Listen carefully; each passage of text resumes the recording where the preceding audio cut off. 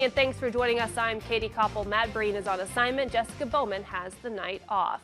A new chapter is about to begin at Siouxland Freedom Park in South Sioux City, Nebraska. After years of preparations, the main exhibit inside the Brigadier General Bud and Doris Day Interpretive Center, featuring Siouxland veterans, are ready for public viewing. A ribbon-cutting ceremony is set for tomorrow morning, but KTIV's Taylor Deckard got an early look. It's just a special place for healing, and it's a special place for people to learn. Part of Phase 1 of the Siouxland Freedom Park was the birth of the Brigadier General Bud and Doris Day Interpretive Center, but it's sat empty for many years, ready to get transformed into a history book of Siouxland veterans. It wasn't until a group of volunteers stepped in and were ready to tackle the job.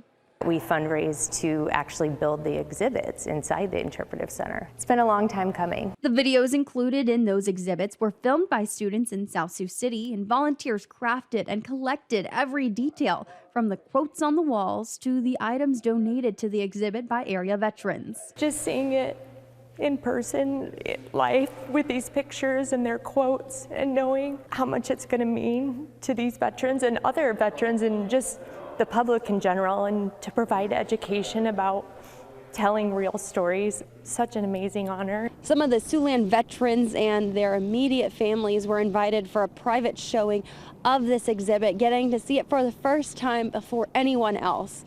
Emotions running high. Now 50 to 60 veterans are highlighted through the exhibit, sharing their stories, walking through the big life moments of a service member. Starting with enlistment to life in uniform and reintegration back into the civilian life, the exhibit organizers tried to capture it all. One of my favorites, the quote is, "What's a typical day in Iwo Jima?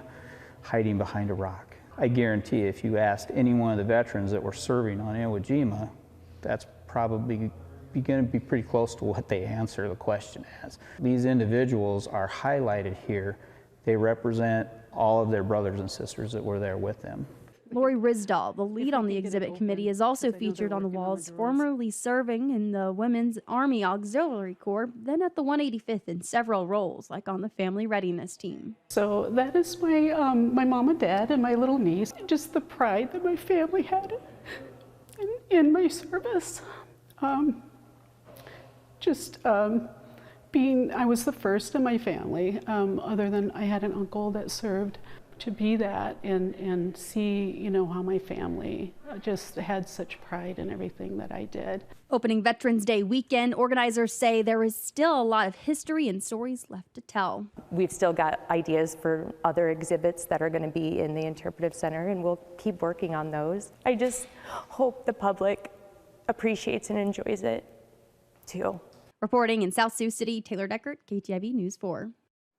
Now the ribbon cutting for the exhibits is tomorrow morning at 10:30. Veterans Day is Saturday, and the Interpretive Center will be open throughout the weekend, and admission is free.